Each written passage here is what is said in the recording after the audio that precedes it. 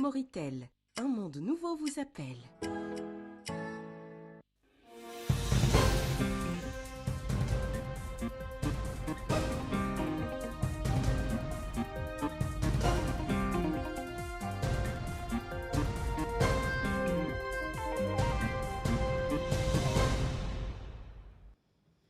Le président de la République arrive ce soir à Mongol, 5e étape de sa visite au Gorgol, et les populations lui réservent un accueil chaleureux.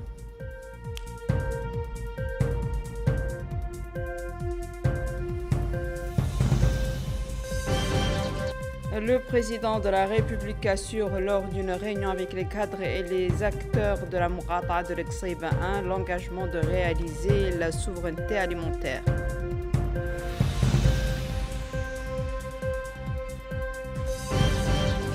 Le Premier ministre préside la rencontre périodique du dialogue de partenariat avec l'Union européenne.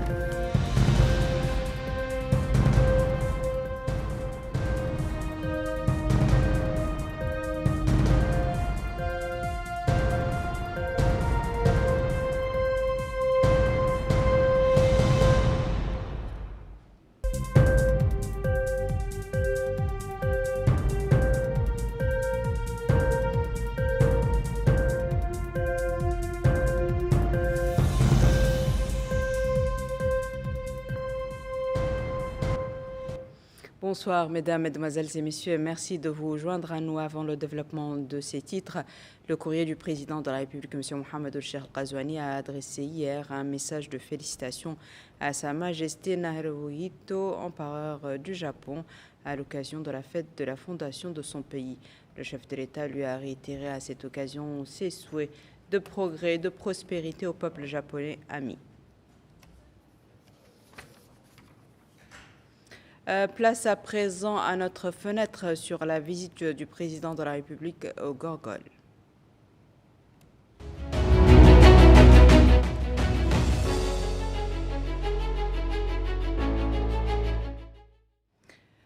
Suite et fin de la visite du président de la République, M. Mohamed El-Cheikh Al-Ghazouani, dans la wilaya du Gorgol, bouclé ce soir par son arrivée dans la ville de Mongol, chef-lieu de la Muqata'a. Il a été salué à sa descente d'avion par les autorités régionales, les élus locaux et les notables et cadres de la Muqata'a.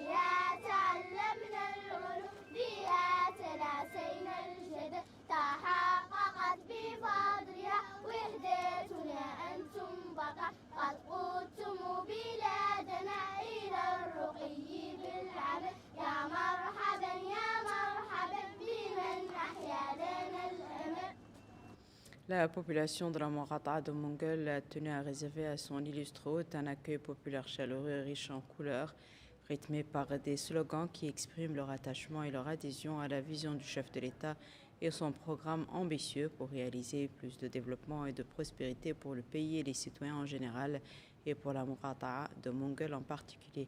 Les accueillants, toutes catégories sociales confondues, arboraient les photos du président de la République et scandaient son nom au passage de son cortège au milieu d'une foule en lice.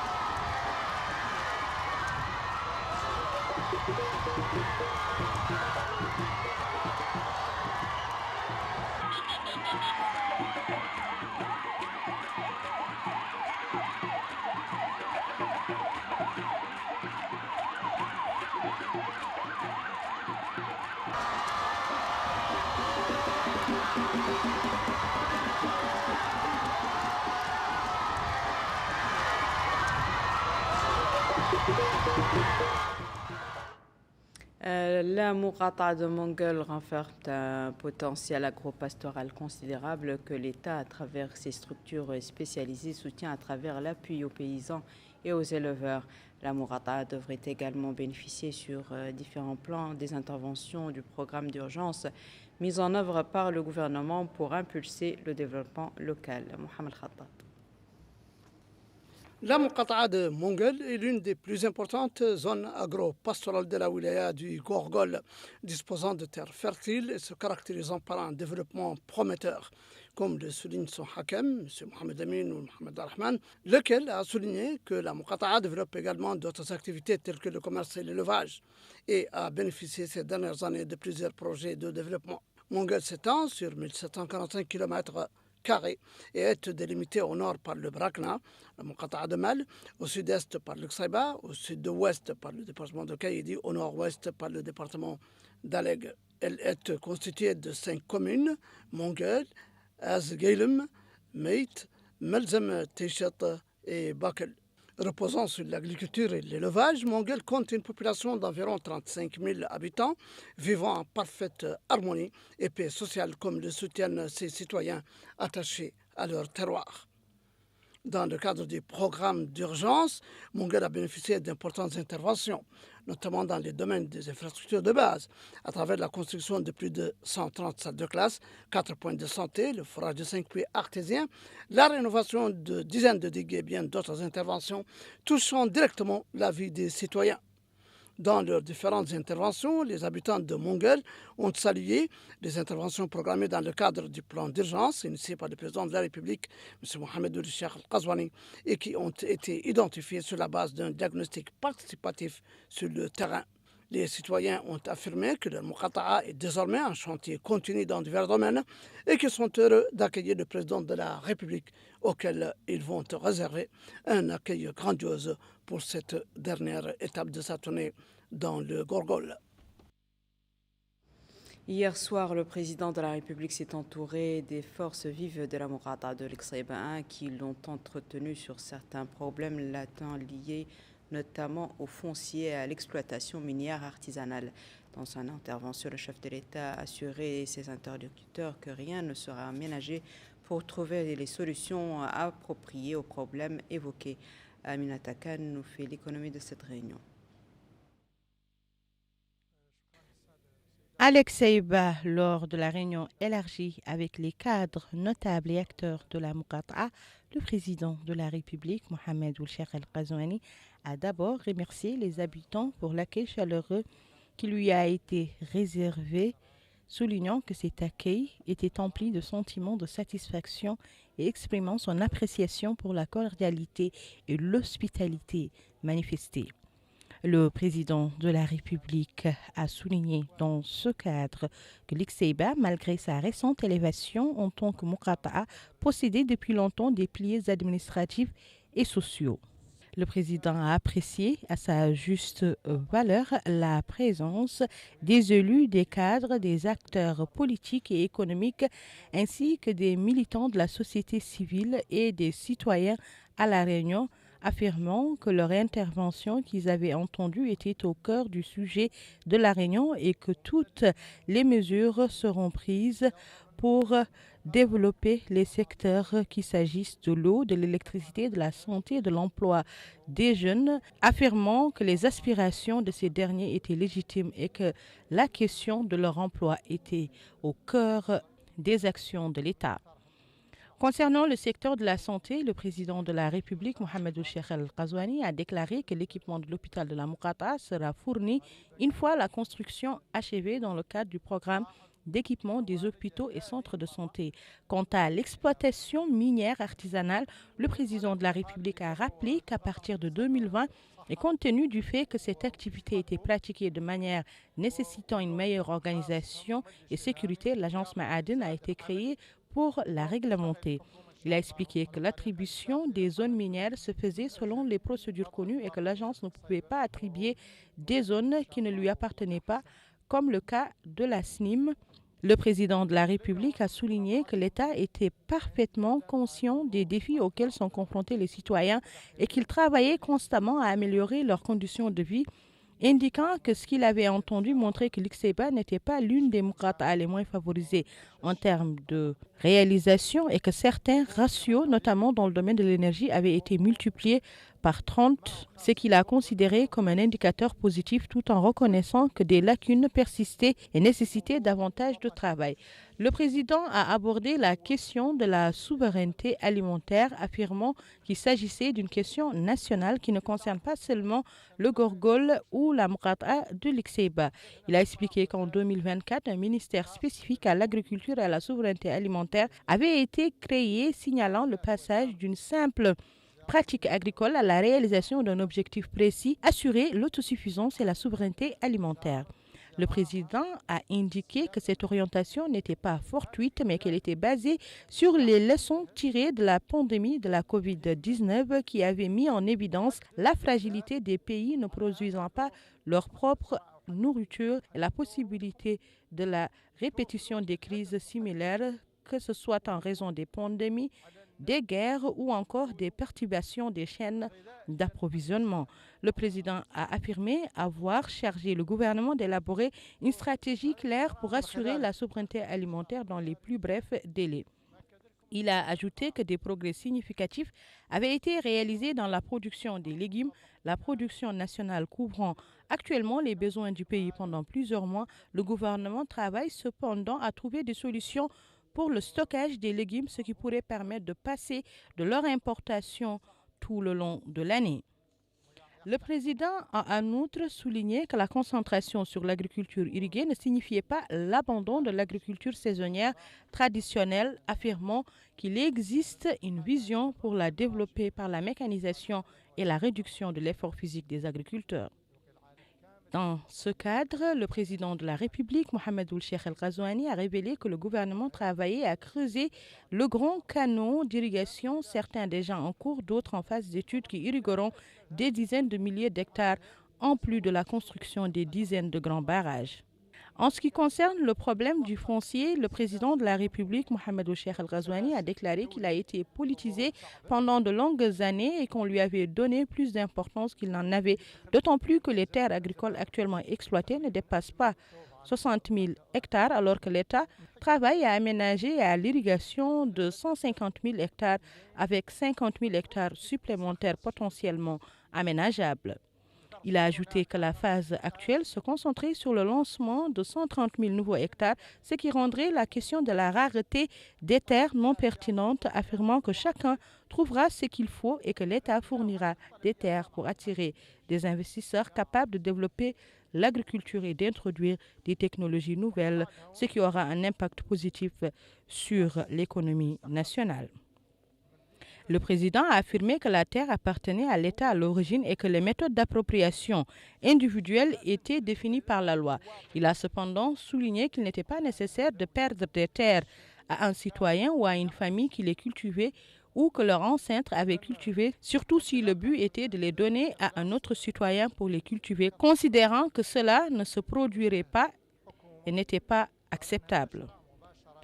Le président de la République, Mohamed Ould Cheikh El Ghazouani, a en outre conclu ses propos en affirmant que les terres s'élargiront suffisamment pour le travail des jeunes et des investisseurs accueillant favorablement des investissements, mais aussi renouvelant son engagement à ne arracher aucun lopin de terre à un citoyen ou à une famille qui l'exploitait. Après le discours du président de la République et sa réponse aux questions, des ministres sont intervenus pour répondre aux interpellations des citoyens, chacun en ce qui concerne son département. Des cadres de Mongol à leur tête, M. Dia Mokhtar Malal avait organisé des réunions de concertation destinées à préparer dans les meilleures conditions la visite du président de la République. Selon M. Dia Malal, qui présidait cette initiative, la visite du chef de l'État constitue une excellente opportunité pour renforcer la communication entre le sommet et la base et s'informer de près de la situation de la Muqata'a.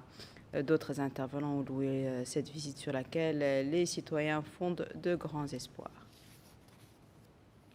Et c'est également dans le cadre de la sensibilisation et des préparatifs de la visite du président de la République au Gorgol que la mission du parti Insav a tenu aujourd'hui une réunion élargie à la jeunesse de la Muqata'a de Mongol.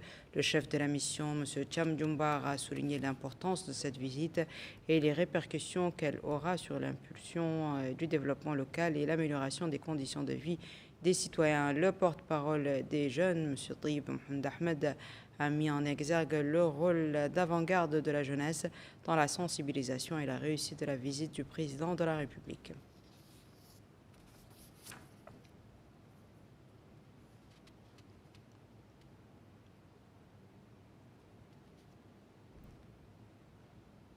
Voilà qui referme notre fenêtre ce soir sur la visite du président de la République et le reste de l'actualité après ce qui suit.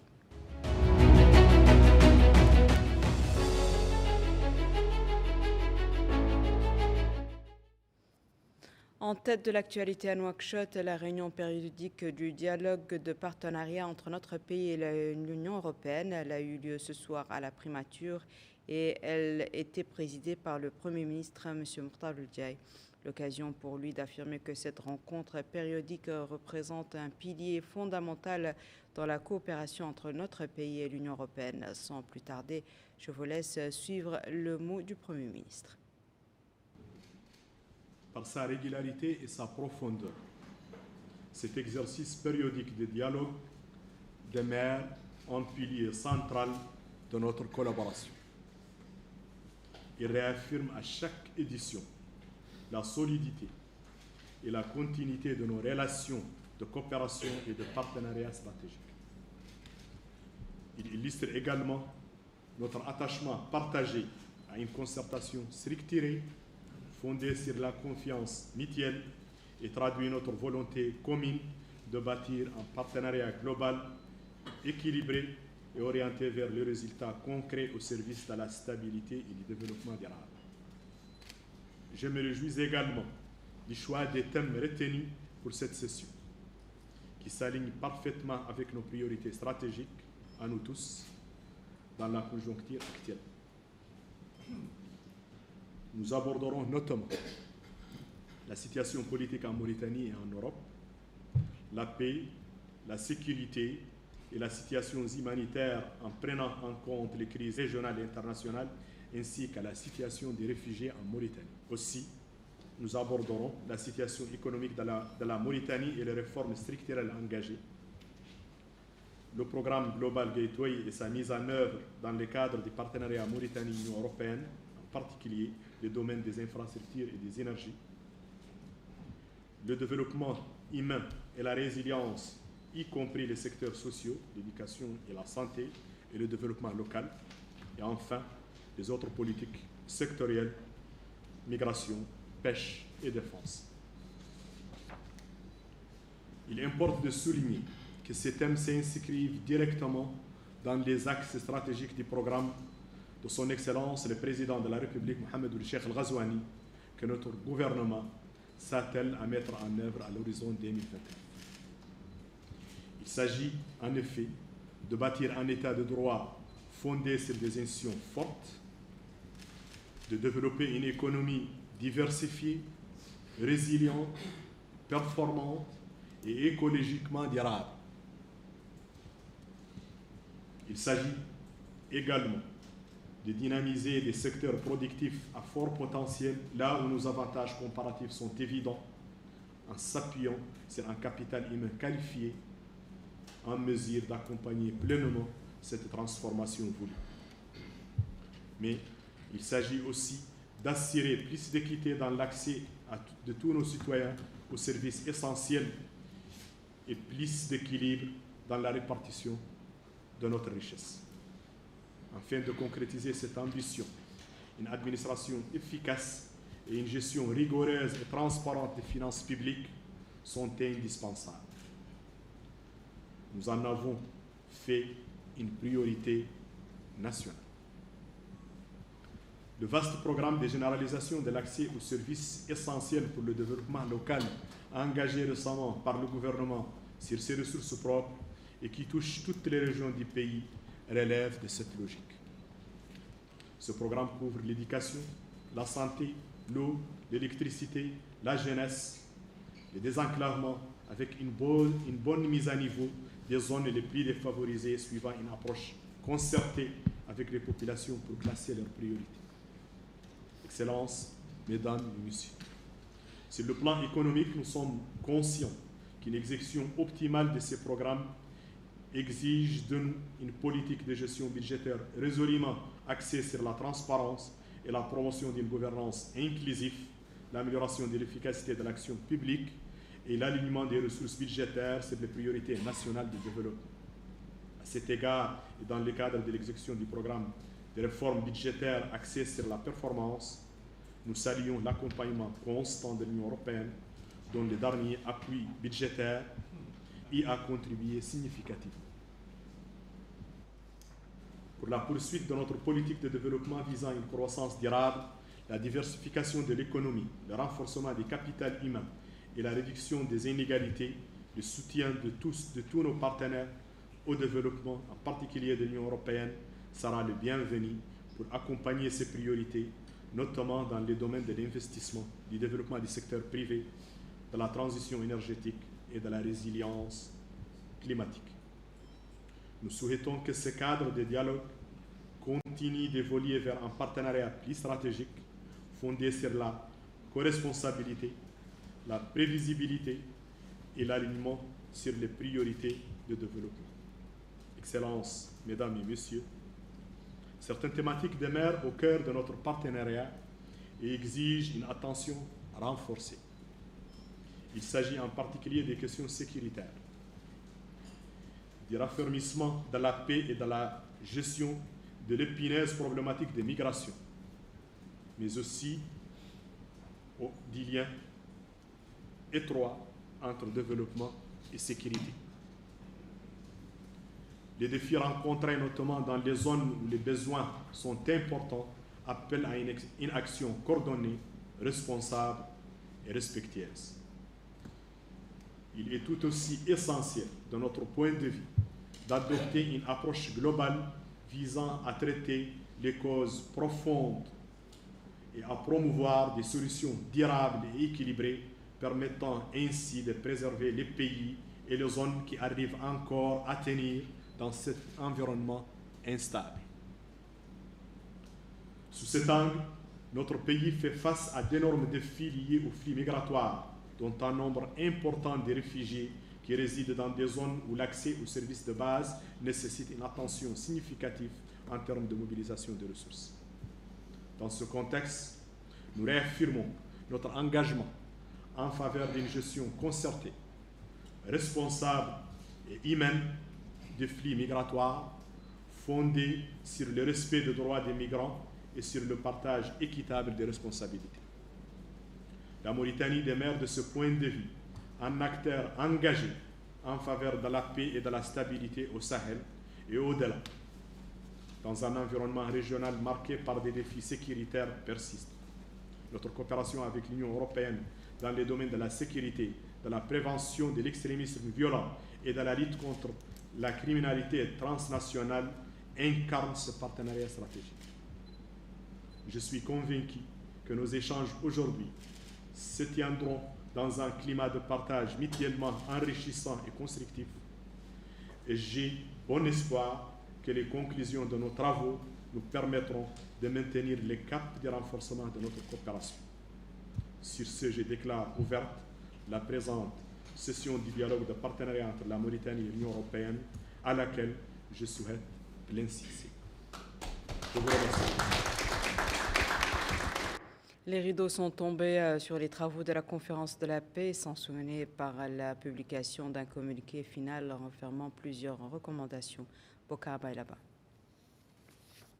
Les participants ont conclu leurs travaux par une série de recommandations insistant sur l'importance de renforcer le rôle des érudits et des institutions religieuses dans la diffusion d'un message d'espoir responsable fondé sur la sagesse et la compassion.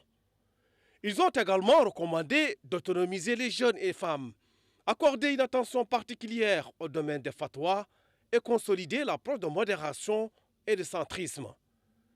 Et dans un discours prononcé à cette occasion, le ministre des Affaires islamiques et de l'enseignement originel, El-Vadili Oulsidati Oulahmed Louli, a souligné que la conférence n'était pas une simple occasion de rhétorique, mais plutôt un processus de réflexion collective, une responsabilité morale et un message scientifique face aux défis de l'Afrique. Il a indiqué que la paix est un choix stratégique, soulignant que cette approche est conforme à la vision du président de la République, M. Mohamed Ould-Cheikh El-Ghazouani, que le gouvernement s'emploie de consolider. Et il a expliqué que les recommandations émises reflètent une prise de conscience collective du riche patrimoine civilisationnel de l'Afrique, soulignant que le véritable défi consiste à transformer ce patrimoine en politique publique efficace, en programme éducatif solide et en un discours médiatique responsable. Autre allocution, c'est celle faite par le président du Forum pour la promotion de la paix en Afrique, Cheikh Abdallah Ibn Boya, qui a appelé à ce que le mois béni du Ramadan soit un mois d'appel à la paix, au bien-être et à la sécurité, afin que la sécurité et la paix règnent dans le monde en général et en Afrique en particulier. Et il a exprimé sa gratitude à la Mauritanie, et à son gouvernement et à son peuple pour l'accueil chaleureux habituel et pour les efforts déployés afin d'assurer le succès de cette édition de la conférence. D'autres intervenants se sont relayés pour souligner l'importance de la conférence qui s'est attelée à développer une vision pratique du rétablissement de la paix dans les zones de conflit du continent africain. Ils ont également mis en exergue l'activation des références religieuses et spirituelles comme cadre global susceptible d'accroître les chances de réussite de la réconciliation et de construire des ponts de confiance entre les communautés en conflit en Afrique. Pour rappel, la conférence africaine pour la promotion de la paix est une plateforme de partenariat et de dialogue fructueux entre les décideurs, les chefs religieux et diverses élites communautaires afin de contribuer à raviver la flamme de l'espoir en Afrique. Le ministère de l'Action sociale de l'enfance et de la famille, en collaboration avec l'UNICEF, a organisé ce jeudi une session de formation au profit des employés opérant dans le domaine social. L'objectif est de renforcer les compétences des participants dans le domaine de la protection de l'enfance et de la cohésion sociale. Baba Karnam. 100 travailleurs sociaux bénéficient de cette session de formation centrée sur la protection de l'enfant. La ministre de l'Action sociale, de l'enfance et de la famille, Madame Savia Mintentaha, a affirmé que cette formation, organisée en collaboration avec l'UNICEF, va permettre de renforcer les capacités des travailleurs sociaux pour répondre plus efficacement les exigences en termes d'intervention d'urgence. Elle a déclaré dans ce cadre que les politiques du gouvernement entrent en droite ligne avec ces stratégies visant à promouvoir la justice sociale et à protéger les couches vulnérables. sur les missions et l'objectif de l'école de l'action sociale, la ministre a indiqué que la formation et l'accompagnement sont au cœur de ces actions. S'agissant de la formation, 200 élèves suivent actuellement une formation de 2 ans au niveau de l'école. 290 monitrices ont été formées au cœur de l'année écoulée. Le représentant de l'UNICEF a déclaré: Nous sommes ravis de voir la Mauritanie prendre en charge ce secteur avec une démarche stratégique, mais également avec beaucoup de réalisme et de prise en charge sur les approches, comment s'approcher des enfants et comment traiter des problèmes aussi complexes et des fois très épineux.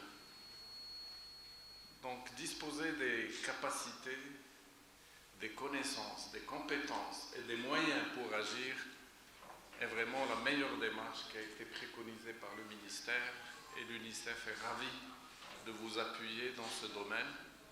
7 jours durant, les bénéficiaires de cette formation suivront des exposés théoriques et pratiques présentés par des experts dans le domaine.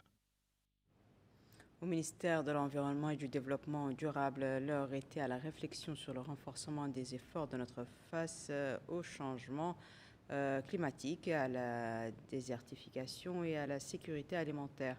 Des axes que la ministre a discutés lors d'une réunion avec une mission de la Banque africaine pour le développement. Bokar Bailaba.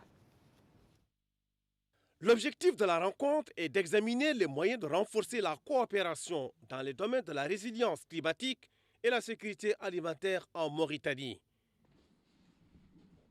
Votre présence, Monsieur le représentant, Madame la directrice, témoigne de l'engagement constant de la Banque africaine de développement, mais aussi du Programme alimentaire mondial, à accompagner le gouvernement mauritanien pour renforcer la résilience climatique et pour lutter contre l'insécurité, et accompagner le gouvernement pour faire face aux défis combien importants liés au changement climatique, à la désertification et à l'insécurité alimentaire. Permettez-moi de souligner que cette action s'inscrit en droite ligne avec les orientations de son Excellence, le Président de la République, qui met la protection de l'environnement dans les priorités nationales et aussi la sécurité alimentaire. Ces orientations sont mises en œuvre par une coordination adéquate du gouvernement, conduit par son Excellence le Premier ministre, qui veille à la cohérence et à la faisabilité des politiques en général en matière de protection de l'environnement, de la gestion durable de l'eau, de la sécurité alimentaire et de la protection de nos écosystèmes. De son côté, le vice-président de la Banque africaine de développement, Dr Martin Frigini, a indiqué que son institution opère selon des axes stratégiques dont les plus importants sont le développement des infrastructures, le renforcement de la souveraineté financière africaine et la transformation des énergies des jeunes et des femmes en un moteur essentiel de la croissance économique. Il a indiqué que la mission actuelle de la délégation en Mauritanie se concentre sur la réhabilitation des terres, l'amélioration de la productivité agricole et animale, la création d'opportunités d'emploi pour les jeunes et les femmes, le soutien aux petites et moyennes entreprises, le renforcement de la sécurité alimentaire, en plus des programmes d'alimentation scolaire. Ainsi, la BAD opère dans notre pays sur la base de plusieurs axes stratégiques, dont les plus importants sont le développement des infrastructures et la transformation des énergies des jeunes et des femmes. Le Programme alimentaire mondial, autre partenaire de notre pays, a salué le leadership du gouvernement mauritanien et ses efforts pour renforcer la sécurité alimentaire. Les progrès réalisés, que ce soit en matière de restauration de terres, Monsieur le vice-président a cité en 2024, le PAM a restauré à peu près 3000 hectares de terres dégradées, d'irrigation, de gestion durable de l'eau ou encore d'alimentation scolaire, témoigne d'un engagement national fort et cohérent. Le PAM demeure pleinement engagé aux côtés du gouvernement, non seulement comme acteur humanitaire, mais comme partenaire du développement capable de renforcer les systèmes nationaux. Nos équipes sont prêtes à accompagner l'élargissement des programmes nationaux, en particulier sur l'irrigation, restauration de terres, approvisionnement local, digitalisation et renforcement des organisations de producteurs.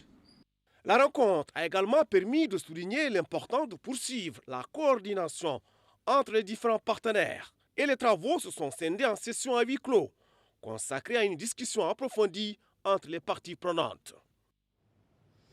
Autre réunion, celle que le ministre délégué chargé de la promotion de la décentralisation et du développement local a tenue avec une délégation de l'Union européenne centrée sur les moyens de renforcer les partenariats existants en appui au développement local, en plus de la coopération dans les domaines de la sécurité, de la décentralisation et de la migration illégale.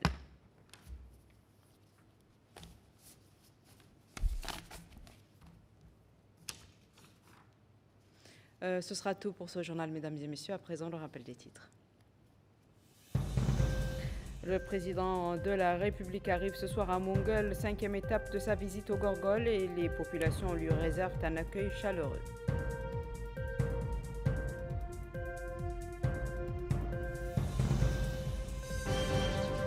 Le président de la République assure lors d'une réunion avec les cadres et les acteurs de la Muqata de l'Uqsayba 1 l'engagement de réaliser la souveraineté alimentaire.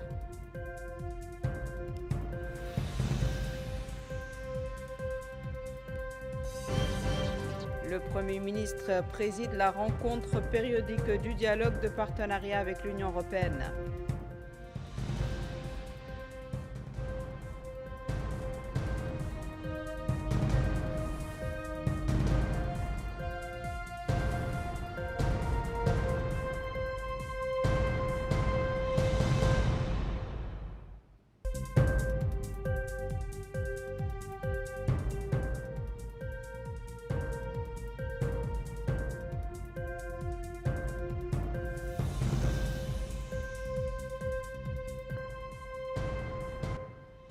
C'est la fin de ce journal, mesdames et messieurs. Merci à vous de nous avoir suivis. Merci de votre fidélité. On se retrouve demain à la même heure, Inch'Allah.